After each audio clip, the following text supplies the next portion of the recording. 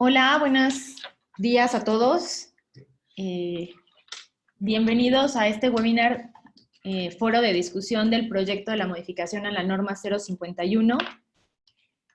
Antes de comenzar, quisiera saber si todos me escuchan. ¿Dónde ponemos para que el chat aquí?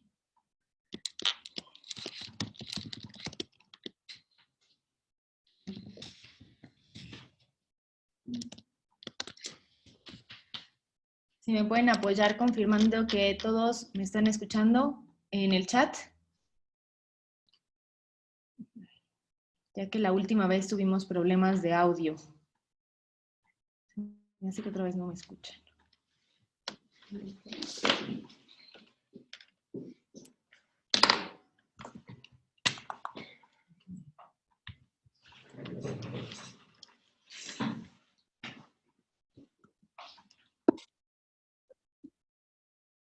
Hola, buenos días.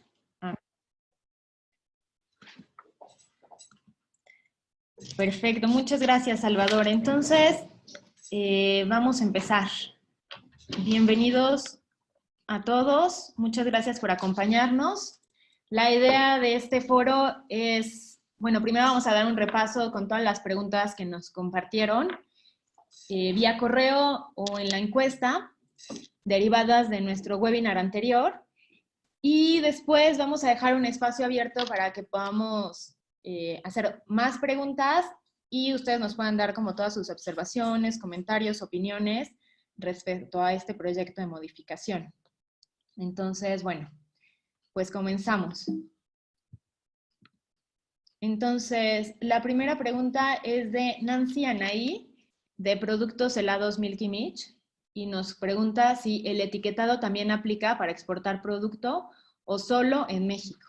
Entonces, bueno, aquí es importante resaltar que para México la regulación de etiquetado para alimentos y bebidas está regida por la norma 051, que es justamente el proyecto de modificación del que estamos platicando, pero para Estados Unidos la regulación aplicable es el 21 CFR 101, que habla de etiquetado de alimentos y está gobernado por la USFDA. Entonces, son regulaciones completamente distintas, tienen referencias distintas. Sí existen actualmente muchos productos bilingües que intentan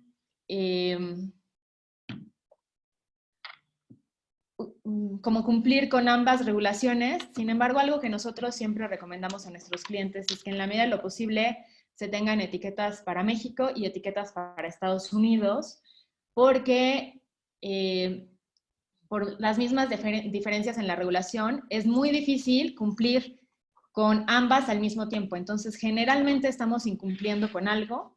Cuando vamos a exportar, recomendamos que la norma que lleva mano sea la de Estados Unidos o la del país destino, dado que vamos a pasar por inspección. Entonces, nosotros estamos como que en la lupa cuando exportamos, entonces es importante que estemos cumpliendo con esa regulación.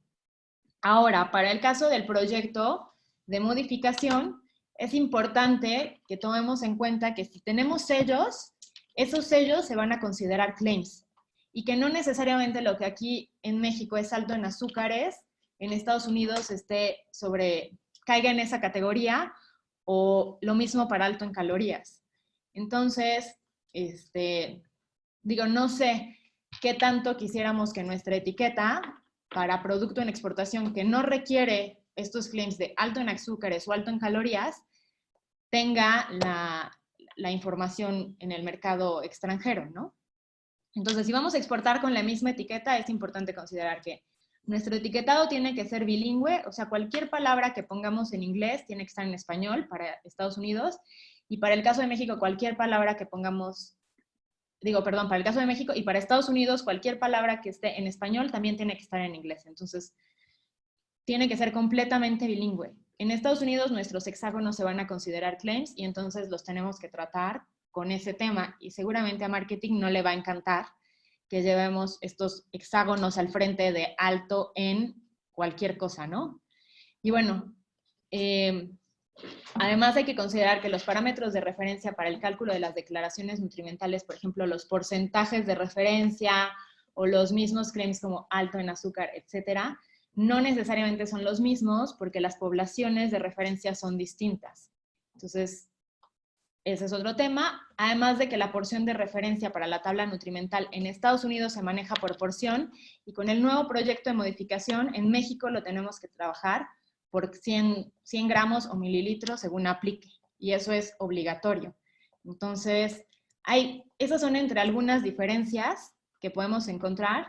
Si quieren saber un poquito más de las diferencias del etiquetado actual de México contra el etiquetado de Estados Unidos, los invitamos a consultar nuestro webinar de diferencias de etiquetado, que está en nuestro sitio web cursos.cialico.com, y ahí pueden encontrar por qué nosotros en particular no recomendamos el etiquetado bilingüe o el etiquetado en cumplimiento para los dos países.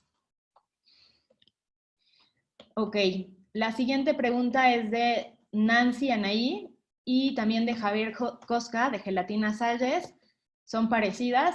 Entonces Nancy nos pregunta, ¿a partir de cuándo es necesario implementarlo y cuándo se aprobará el proyecto de norma aproximadamente?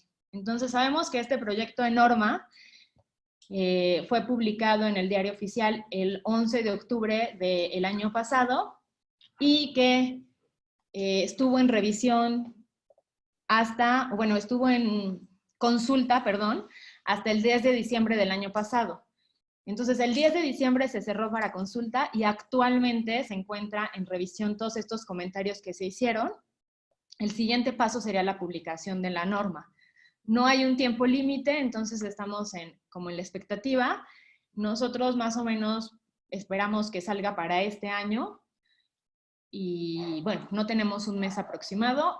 Mientras, algo importante es que recordemos que es un proyecto de norma, entonces es probable que haya modificaciones mínimas o mayores de acuerdo a los comentarios que se emitieron. Entonces, la recomendación es no hagan modificaciones hasta que la norma esté publicada de manera oficial. Históricamente nos han dado 270 días naturales para la implementación de la norma, o sea, alrededor de 9 meses, y además tenemos o podemos solicitar una prórroga para ampliar el plazo de implementación.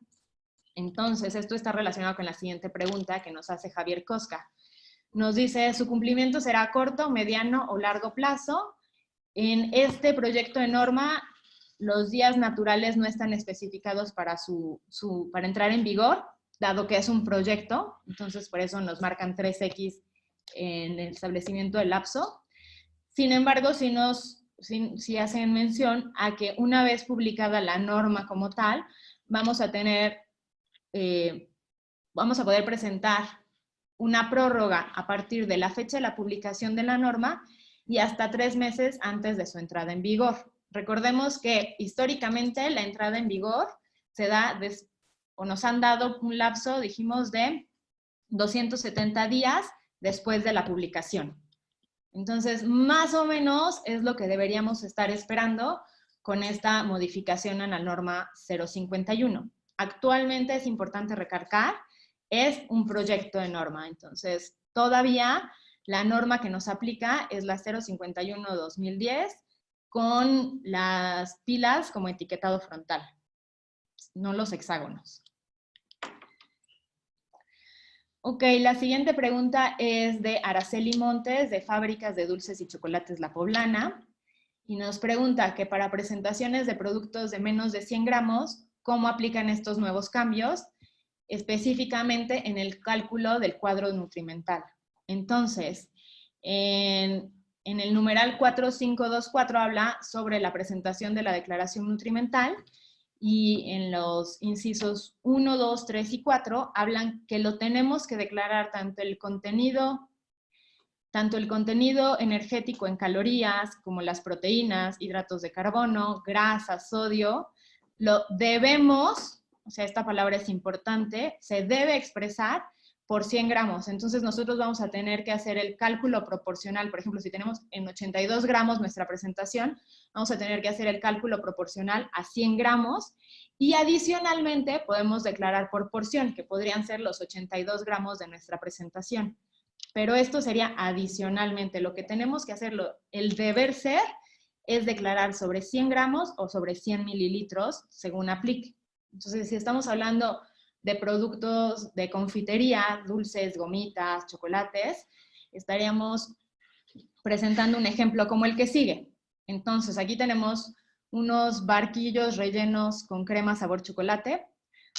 Es importante que les digamos que estos ejemplos los sacamos del etiquetado actual en Chile. Entonces, la propuesta de las modificaciones a la norma están basadas en este etiquetado, sin embargo, no necesariamente van a ser iguales. Entonces, tomémoslo con estas restricciones, que son un ejemplo, pero que pueden modificarse según lo que se termine publicando en la norma en su momento, ¿no? Entonces, bueno, regresando a nuestro ejemplo, estos barquillos, si se fijan, tienen un contenido neto de 85 gramos. Sin embargo, la declaración nutrimental se va a hacer por 100 gramos y lo podemos hacer por porciones. En este caso, la porción se determinó como 27 gramos, que es pues, como un tercio de los barquillos, o lo podríamos hacer por el contenido neto total, que serán los 85 gramos, y aquí declarar por 85 gramos para que sea el empaque individual. Entonces, eso sí podríamos hacer. La idea de que se declare por 100 gramos es que podamos comparar este producto con otros productos o que los consumidores puedan comparar exactamente los productos y entonces a partir de eso tomar decisiones. Entonces, ¿qué tendríamos que hacer? Si tenemos 85 gramos o menos de 100 gramos, vamos a tener que extrapolar o hacer el cálculo para declararlo siempre en 100 gramos y adicionalmente podemos hacerlo por porción. En las siguientes preguntas nos va a ayudar Víctor Fernández, quien está aquí conmigo, para contestar respecto a la pregunta de Aranza Barrón de orgánico. Muy buenos días a todos. Muchas gracias por estar presente en este webinar foro de discusión.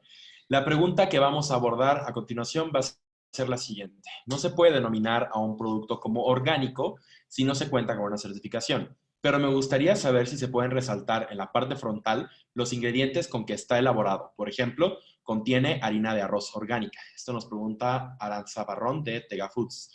Lo que sucede con los productos orgánicos es que el etiquetado no está a cargo COFEPRIS, sino que quien está a cargo del etiquetado como orgánico es Senacica, precisamente a través del programa de autorización de términos orgánicos. Entonces, aquí tenemos una tablita que nos dice que cuando un producto es orgánico o 100% orgánico, significa que debe contener al menos 95% de ingredientes producidos orgánicamente, excluyendo agua y sal. Cuando un producto queremos que diga que es elaborado con X material orgánico, entonces significa que al menos 70% de este producto, sus ingredientes están certificados orgánicos, excluyendo agua y sal, obviamente, porque el agua y la sal no pueden ser orgánicos por su naturaleza. Y por último, tenemos la clasificación, que es en donde entra este producto, que contiene algunos ingredientes orgánicos. Esto hace referencia a que menos del 70% de los ingredientes son orgánicos y que puede contener más de 30% de ingredientes agrícolas producidos no orgánicamente u otras sustancias, incluyendo levadura, permitidos en los anexos del acuerdo. Esto lo sacamos directamente de los criterios para la autorización del uso de término orgánico y el uso del distintivo nacional en el etiquetado de productos orgánicos de Senacica. ¿Esto qué significa? Pues bueno, aquí vamos a clasificar los productos en 3 grandes secciones. Si tu producto es 100% orgánico, debe tener toda la información sobre quién lo certificó orgánico y debe tener el logo de Orgánico por Zagarpa.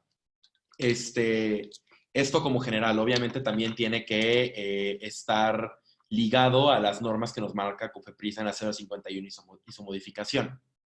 Si el producto como tal lo queremos etiquetar como orgánico, también tiene que tener el logo de Zagarpa y el logo de la entidad que certificó al producto como orgánico. Si se dan cuenta, 100% orgánico y orgánico son muy parecidos. Ahora viene, elaborado con ingredientes orgánicos, por ejemplo, hecho con aguacate orgánico. este producto no puede incluir el distintivo orgánico de Zagarpa porque como tal, en su totalidad o en su, bueno, sí, en su totalidad no es orgánico. Pero sí debemos poner el sello de la entidad que nos dio la certificación de orgánico o que le dio la certificación de orgánico a quien maneja los ingredientes, a quien nos provee los ingredientes que están certificados orgánicos. ¿Ok? Y por último, tenemos el caso del producto, que es que contiene algunos ingredientes orgánicos. En este caso, sí se puede poner que un producto está elaborado con harina de arroz orgánica. Sin embargo, tenemos que poner en la parte trasera del empaque quién está certificando como orgánico esta materia prima. Por ejemplo, certificado, bueno, hecho con harina orgánica y en la parte de atrás ponemos un asterisco que diga certificado orgánico por empresa fulanita de tal. Obviamente que es una empresa que esté avalada por Zagarpa para poder dar esta certificación orgánica. ¿Ok? Entonces, lo importante de aquí es sí se puede y bueno, esto no ha sido cambiado por el momento, ya que no está relacionado de forma directa con la NOM 051, sino con este acuerdo de Zagarpa. Aquí tenemos un ejemplo de un producto que está etiquetado como orgánico y que, bueno, tiene el sello de la USDA y el sello de Zagarpa como orgánico. Esta es otra pregunta que también es por parte de Aranza, que es, me gustaría saber más detalles sobre qué restricciones hay sobre los claims que se pueden poner para resaltar atributos de la materia prima. Entonces, cuando hablamos de claims o declaraciones, la NOM 051 nos habla de declaración de propiedades.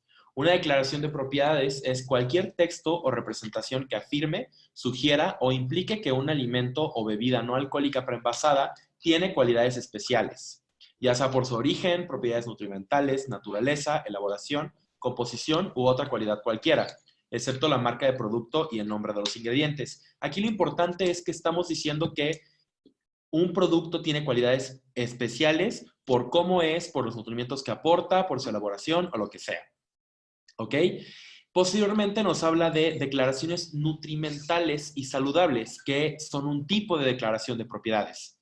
Este tipo de declaraciones pueden referirse al valor de energía, proteínas, carbohidratos, grasas y los derivados de las mismas, fibra, sodio, vitaminas y nutrimentos inorgánicos, para los cuales, ojo, se han establecido valores nutrimentales de referencia. Y siempre y cuando el producto no incluya ningún sello.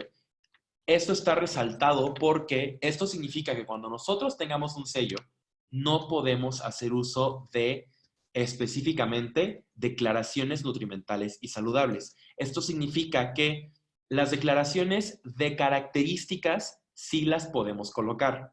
¿A qué se refiere esto? Pues bueno, pensemos en este diagrama. La declaración de propiedades abarca declaraciones de propiedades por características nutrimentales y saludables. Una declaración de propiedades de característica sería decir que un producto es vegano, que está certificado kosher o que es de comercio justo, orgánico o cualquier cosa que diga que el producto tiene ciertas características que no están relacionadas con su información nutrimental o un efecto que le vaya a dar al organismo, sino que por su naturaleza. Estas son las de característica. Las declaraciones de propiedades nutrimentales pueden ser de contenido o comparativas y estas hacen referencia directa al contenido energético, fibra, carbohidratos, proteína y todo esto que vimos antes del producto, es decir, cuáles son sus características nutrimentales. Una declaración de propiedad nutrimental de contenido es, por ejemplo, decir que un producto es alto en fibra. Yo estoy diciendo que para el porcentaje de valores diarios recomendados, caigo en lo alto. Una comparativa sería decir que un producto tiene más fibra, ya sea a un producto de la misma familia en una versión anterior o, no sé, por ejemplo, contra la competencia o en referencia a un producto que ya esté en el mercado, que por ejemplo, no sé, que nosotros digamos que el agua de coco tiene más potasio que un plátano. Esa sería una comparativa. Aquí estoy específicamente haciendo alusión a las características nutrimentales. Y las siguientes son las declaraciones de propiedades saludables. Estas pueden ser de función o las otras, que así las clasifica la norma. Las propiedades saludables de función son aquellas que hacen referencia directa a una enfermedad que se está evitando al nosotros ingerir un nutriente. Por ejemplo, una dieta rica en fibra está relacionada con la disminución de riesgo de enfermedades cardiovasculares. Este producto es alto en fibra. Y la siguiente es las otras de función. Estas declaraciones de característica hacen referencia a el efecto de un nutriente en el organismo, pero no necesariamente para combatir o prevenir una enfermedad, sino por acciones regulatorias. Por ejemplo, la fibra regula el tracto intestinal. Este producto contiene fibra. Ojo, estas dos declaraciones están hechas nada más para ejemplificar, no tienen la estructura necesaria para que sean aprobadas por parte de COFEPRIS, bajo la norma 051. Entonces, toda esta explicación, pues bueno, es para que entendamos cuáles son los tipos de declaración de propiedades que pueden existir para alimentos. Entonces, lo que nos dice la diapositiva anterior en el punto 6.3 de la norma 051 es que las declaraciones nutrimentales y saludables específicamente se pueden hacer únicamente cuando no tengamos ningún sello. ¿Esto qué significa? Si mi producto es alto en azúcar, yo puedo decir que es vegano, o que es de comercio justo, o que es orgánico, pero no puedo decir que es un producto alto en fibra, que tiene más fibra, o que la fibra ayuda a prevenir enfermedades cardiovasculares o regula tu intestino. ¿Por qué? Pues pensemos en un ejemplo muy sencillo. Podemos tener un refresco. Nosotros sabemos que los refrescos son altos en azúcares y que están íntimamente relacionados con pues la obesidad aquí en México, ¿no? Por el consumo que tenemos. Entonces, si yo sé que mis refrescos tienen azúcar y que es alto en azúcar, pero que el ingrediente principal es agua y el agua hidrata, yo no podría decir, el agua es necesaria para vivir porque te mantiene hidratado. Este producto es alto en agua, porque aparte es alto en azúcar. La idea aquí es que lo que FDA maneja como misleading o engañoso ya está aplicando también aquí en México. Yo no puedo tener un etiquetado engañoso si un producto es alto en algo que es perjudicial para la salud. Yo no puedo hacer énfasis en sus cualidades aparentemente positivas. Por eso es que sí puedes decir que es vegano, kosher, de comercio justo, salvamos a los chimpancés porque no tiene aceite de palma, pero no puedes decir que es alto en algo, que tiene más de algo o que te va a ayudar a tener un estilo de vida más saludable. Aquí tenemos un ejemplo de unas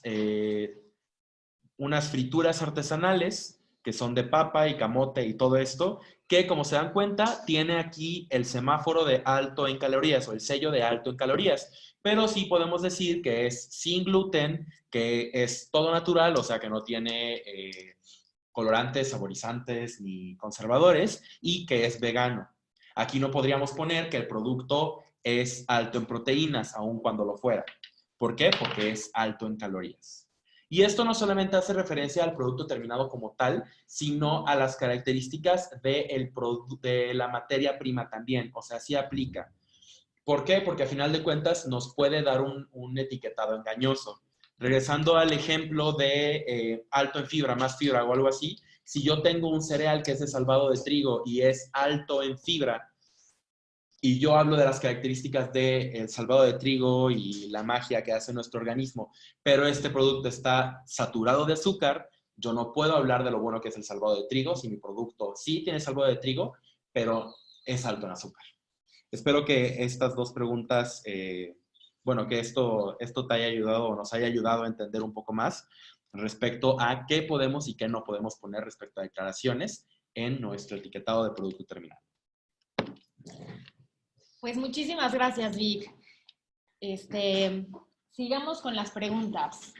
Miriam Castillo, de Grupo Cuadrito, nos pregunta, ¿cómo se tomarán los azúcares libres? ¿Serán los añadidos más los que ya están presentes en el alimento?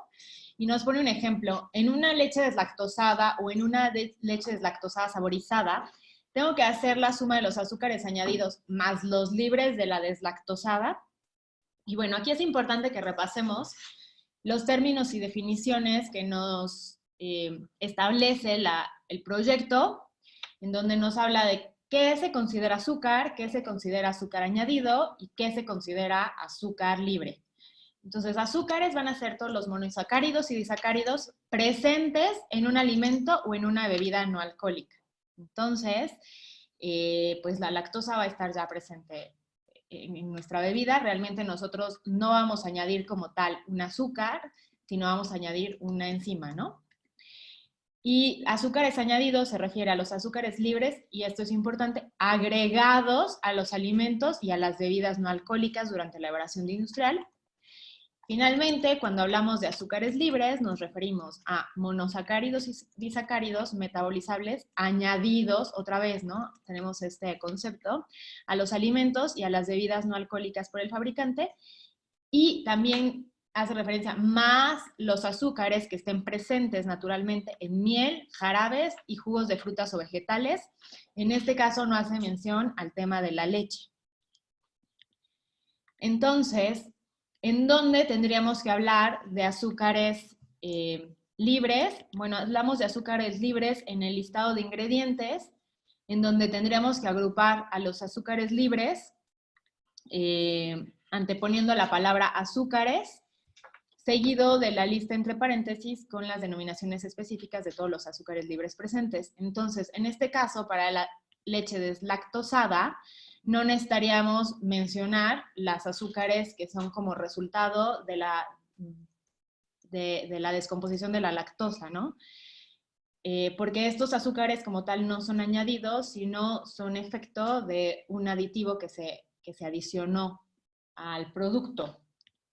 ¿En dónde más lo tendríamos que mencionar? En la declaración de azúcares en la tabla nutrimental y azúcares añadidos. Entonces, regresemos aquí. En la tabla nutrimental vamos a tener que hablar de azúcares y de los azúcares añadidos como desglosados. Entonces, recordemos que azúcares añadidos, por la definición que nos da la norma, son los azúcares libres, otra vez, agregados. Esta palabra va a ser importante, ¿no? Entonces, como tal, nosotros no vamos a estar agregando más azúcar, excepto en el caso de la saborizada, en caso de que no sea algún saborizante natural y estemos haciendo como alguna conserva de frutas, entonces ahí sí podría entrar como azúcares añadidos.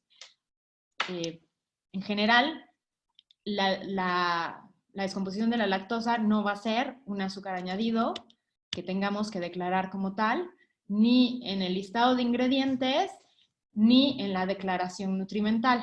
Y entonces aquí les ponemos un ejemplo de bueno, algunos productos lácteos que ya se comercializan en Chile. Otra vez hacemos hincapié, o hago hincapié en que no necesariamente lo que está en Chile va a ser lo que se aplique tal cual en México, pero puede ser una referencia de cómo nos vamos a estar moviendo, ¿no? Entonces, bueno, aquí no aplica ningún sello para la declaración de azúcares totales en el caso de la leche, porque es un ingrediente único. Pero bueno, aquí por ejemplo en la crema sí tenemos un par de sellitos. Ok, Karina de la Rosa, de Grupo Bimbo, nos pregunta: el tema de productos para venta de clientes institucionales como McDonald's, que se manejan como graneles, ¿cambiará algo en el etiquetado? Y en esta parte, sí cambia el objetivo de la norma en términos de redacción, porque menciona también en la redacción, en el objetivo, el etiquetado frontal, que antes no lo mencionaba, y este fin de informar al consumidor de forma clara y veraz el contenido de nutrimentos críticos. Esto era algo que antes no estaba presente, pero sigue dirigiendo el alcance de la norma o el campo de aplicación al etiquetado del producto preenvasado de fabricación nacional o extranjera. Y entonces aquí en producto preenvasado es donde vamos a hacer como la diferencia entre productos institucionales y graneles, por ejemplo, y de directos al consumidor, ¿no? Entonces, ¿cómo define el proyecto de modificación los productos preenvasados? Pues son aquellos productos o alimentos y bebidas que son colocados en un envase de cualquier naturaleza en ausencia del consumidor, y aquí va a ser lo importante, y la cantidad de producto contenido en él no puede ser alterada a menos que el envase sea abierto o modificado perceptiblemente. Entonces, para el caso de productos institucionales, alteramos el contenido tal cual antes de que llegue al consumidor, porque va a ser parte de las preparaciones que se van a hacer en la instalación, ¿no? Entonces, como tal, esta norma no está dirigida a productos institucionales, sin embargo, la recomendación es que nosotros pongamos ese disclaimer, ¿no? Como producto institucional en alguna parte del empaque y aparentemente estamos exentos de, con la reserva de que pudiera cambiar algo en la modificación, perdón, en la norma ya oficial que se publicará en su momento. Por ahora, la conclusión de esta pregunta sería que seguimos aplicando lo mismo que aplicábamos antes de estas modificaciones propuestas para productos institucionales. Oscar Romero, de Pasteurizadora Hershey del Noreste, nos pregunta, específicamente, ¿qué deberá llevar en la etiqueta con esta nueva regulación? Tomando en cuenta que actualmente se solicita marca, GDA, tabla nutrimental, listado de ingredientes, información del fabricante, descripción comercial, etc. Entonces, en la superficie principal de exhibición vamos a tener que poner obligatoriamente la marca, el contenido neto y la masa drenada, en caso de que aplique la masa drenada, la denominación del producto y el etiquetado frontal, que incluye los sellos y las leyendas precautorias en caso de que aplique, ¿no? Como estas de contiene cafeína, por ejemplo. Y en cualquier otra superficie debemos incluir el listado de ingredientes, las instrucciones de uso en caso de que apliquen, la declaración nutrimental que se refiere a la tabla de información nutrimental, el lote y la caducidad, el responsable del producto que va a ser la dirección y el contacto de quien está a cargo de la fabricación o de la distribución del producto, el país de origen y cualquier otra declaración o claim como las que nos platicaba Víctor hace algunas diapositivas. Entonces, bueno, a grandes rasgos, esto sería lo que estaríamos incluyendo en nuestra etiqueta de acuerdo al proyecto de norma que estamos revisando.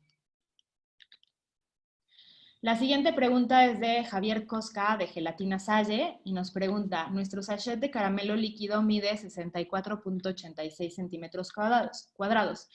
Según el numeral 4523, queda exento. Entonces vamos a repasar un poco qué dice este numeral. En este numeral hablan de que quedan exceptuados de incluir la declaración nutrimental los productos siguientes. Y entonces en el inciso 7 habla que los productos con superficie inferior a 78 centímetros cuadrados están excluidos siempre y cuando incluyan un número telefónico o página web donde se pueda obtener la información nutrimental y no deben incluir ninguna declaración de propiedad. Entonces, esa es como las condiciones para que entremos en esta excepción. Ahora, nosotros como que yendo un poquito más allá, y en el 4533 habla de la información nutrimental complementaria, que son los sellos y las leyendas, y de las excepciones para estos sellos, y habla de que todo lo que está en el inciso 452, excepto justamente el apartado 7, está exceptuado de la información nutrimental complementaria. Entonces, si llevara algún sello, sí deberíamos poner ese sello, ¿ok? Aunque esté exento, aun cuando esté exento de la declaración nutrimental, o sea, de la tabla, sí debemos poner los sellos que apliquen para ese producto. Ahora, nosotros como contextualizando un poquito con los productos de Gelatina Salles, si estuviéramos hablando del caramelo líquido presente, por ejemplo, en algún flan que se va a preparar, entonces tendríamos que también ir al inciso y consultar el inciso 4532, en donde habla de cómo tenemos que presentar la información para los productos reconstituidos o que requieren preparación, que sería el caso como de flanes y gelatinas. Entonces, para ese caso necesitamos presentar toda la información nutrimental complementaria conforme, tal cual como se va a consumir el producto y de acuerdo con las instrucciones que nosotros estamos poniendo en nuestra etiqueta. Entonces, este sería un empaque múltiple en donde tendríamos como nuestro sachet de flan y nuestro sachet de caramelo, si estuviéramos en este supuesto. Entonces nosotros tendríamos que presentar en la caja donde se exhibe el producto toda la información nutrimental según ya la preparación del producto, y los sellos y todas las leyendas tendrían que ir conforme a la preparación de este producto, el producto ya preparado. Sobre eso tendríamos que nosotros hacer todos los cálculos. Y bueno, los sachets los tendríamos que identificar como no etiquetado para su venta individual, porque sería lo que aplica en este caso, ¿no? Sería un producto que va en envase múltiple. Entonces, como parte o seguimiento de esta pregunta de Javier Cosca, nos dice, citando el numeral 4533, quedan exceptuados de la información nutrimental complementaria, y en el apartado D, los siguientes ingredientes, entre ellos se menciona el azúcar. Entonces, el caramelo líquido entraría como esta parte de azúcar. Sin embargo, es otra vez tratando de contextualizar el producto como tal, el azúcar, pues sí, se quedaría exenta la información nutrimental complementaria, pero sería un ingrediente del flan. Entonces, nosotros el sachet lo tendríamos que etiquetar como no etiquetado para su venta individual, y toda la información nutrimental complementaria y la declaración nutrimental la tendríamos que hacer en la caja que va a exhibirse conforme al producto ya preparado, de acuerdo a las instrucciones que nosotros estamos indicando en el empaque. Espero que esto haya quedado claro. Entonces, bueno, aquí hay un ejemplo como de una panacota chilena, en donde tiene una salsa sabor a berries, y en donde tenemos también el polvo para preparar el postre. Al final, afuera, en la caja exhibidora, es donde hacemos todas las declaraciones de la información nutrimental complementaria y de la declaración nutrimental. Los sobres internos deberían estar etiquetados como no etiquetado para su venta individual.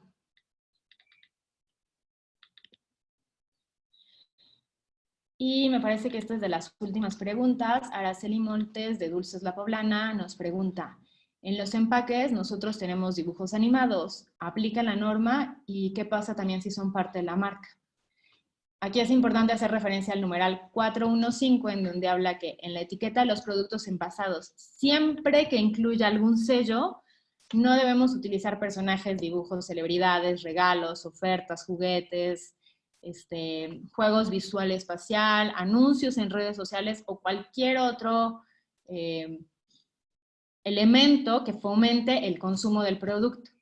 Y aquí citando un poco a Víctor, es como esta parte en donde si nosotros tenemos algún elemento o algún nutrimento que está a niveles críticos, como el azúcar o como las grasas, la idea es que nosotros no fomentemos el consumo de productos que pudieran ser potencialmente dañinos a la salud del consumidor, y que además, en la idea, el consumidor pueda tomar decisiones como claras para su alimentación y su nutrición.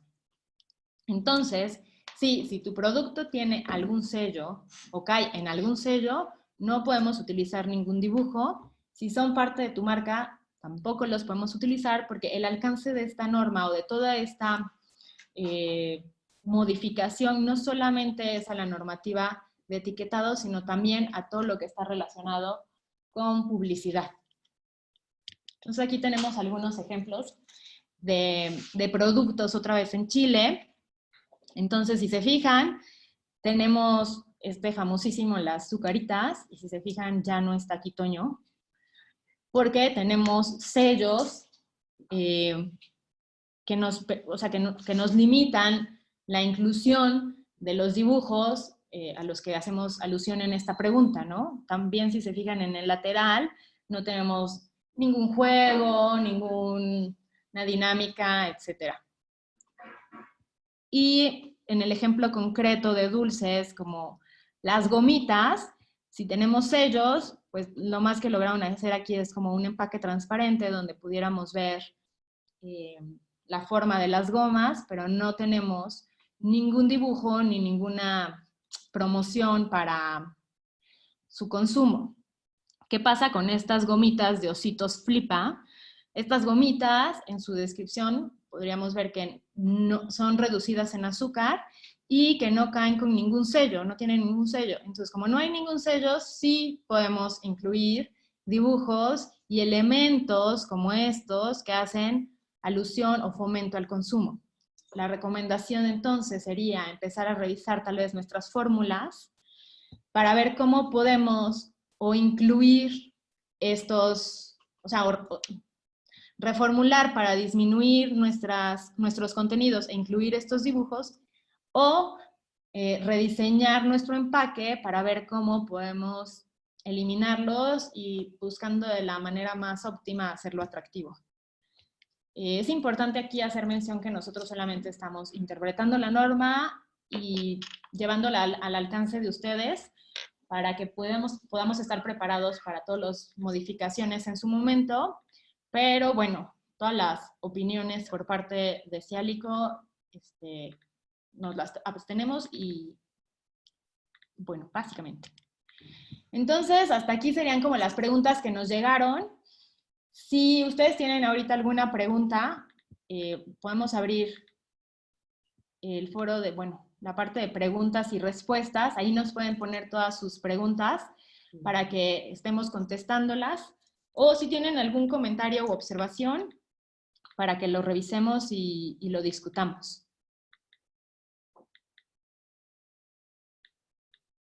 Bueno, mientras se animan con las preguntas y respuestas, vamos a hacer los anuncios parroquiales. Entonces, no se olviden de acompañarnos en nuestro siguiente webinar, que es el 13 de febrero a las 11 de la mañana, y se trata de el ABC de la exportación. Vamos a hablar de todos los pasos para exportar productos, alimentos y bebidas a Estados Unidos. Y bueno, en caso de que ustedes no hayan alcanzado a participar en este webinar en vivo o cualquier otro que ya hayamos tenido, nos pueden visitar en cursos.cialico.com. Ahí están todos nuestros webinars grabados. Tenemos temas como principios de tratamiento térmico, fraude alimentario, qué y por qué defensa alimentaria, y los pueden ver cuando quieran, a la hora que quieran, con quien quieran. Bueno, Freddy Palma nos pregunta, ¿cómo se van a declarar en la información del etiquetado nutrimental los edulcorantes? Los edulcorantes no cambian, o sea, se siguen etiquetando como en la norma anterior, y aquí, bueno, lo importante va a ser, déjenme, les doy el ejemplo claro de la...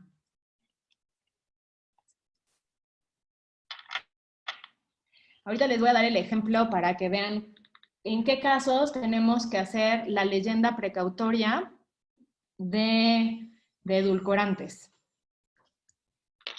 En lo que les consigo esta información, les sigo con los anuncios parroquiales.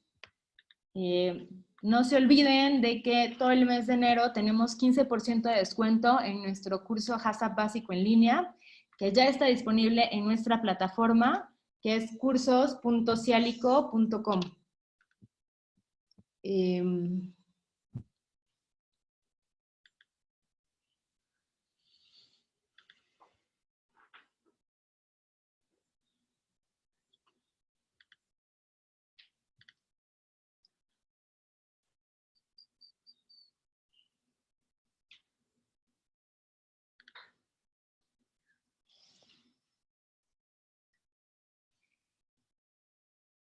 Ok.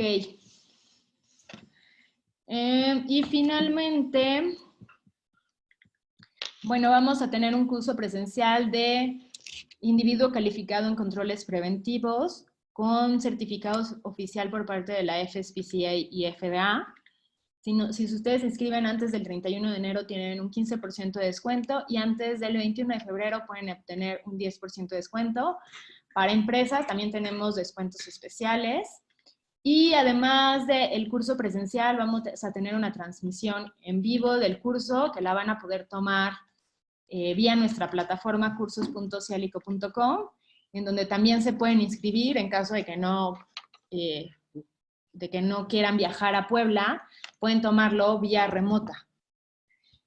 Para el caso de los edulcorantes, Freddy, retomando eso, si nuestra lista de ingredientes incluye cualquier edulcorante sintético o natural, no calórico o polialcoholes, tenemos que colocar el sello contiene edulcorantes, evitar en niños.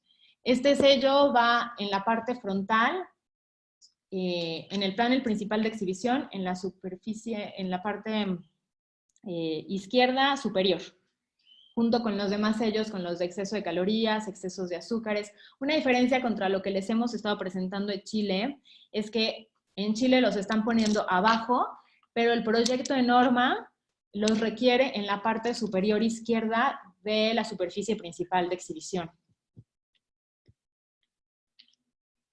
Si quieres como más información al respecto, puedes visitar nuestro webinar en donde discutimos como todos los requisitos del proyecto de norma. Está también disponible en nuestra plataforma cursos.cialico.com.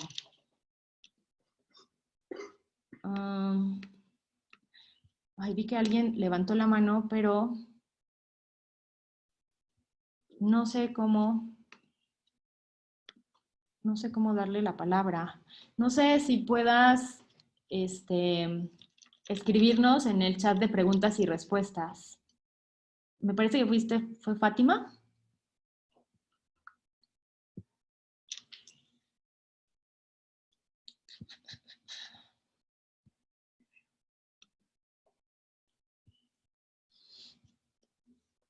Bueno, no sé, vamos a dar un minutito más para si alguien tiene alguna pregunta. A ver, por aquí tenemos la pregunta.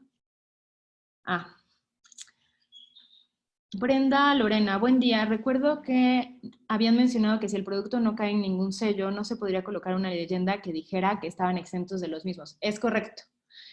Exactamente. O sea, si nosotros no tenemos, o si nuestro producto no tiene ningún sello, no podemos poner la leyenda de que no tenemos sellos. O sea, solamente nos evitamos los sellos y básicamente. Eso está cuando, por ahí de los numerales donde hablan de los dibujos, por ahí está ese tema de los sellos. Fátima Sosaya, retomando el tema de los edulcorantes, productos con stevia, esplenda, ¿se tendría que poner evitar en niños? Sí, porque están en la clasificación de edulcorantes. Javier Vázquez, ¿a partir de cuándo se hace oficial la norma? Como tal, no tenemos el dato exacto. En las primeras diapositivas del webinar, esta es una pregunta muy frecuente, platicábamos de que es probable que en este año se publique la norma, pero exactamente no sabemos cuándo. Actualmente estamos en la revisión de todos los comentarios que se hicieron durante la consulta y una vez que se defina cuáles comentarios y qué modificaciones se hace, se publicará, pero no tenemos fecha por ahora. Entonces, bueno, lo importante tal vez es estar preparados e informados. Regresando a la pregunta de Brenda, está en el numeral 4.14 bis, donde habla de que no podemos hacer ninguna mención de que nuestro producto no tiene sellos, específicamente. No sé si tengan alguna otra pregunta. Vamos a dar también unos segunditos. Cualquier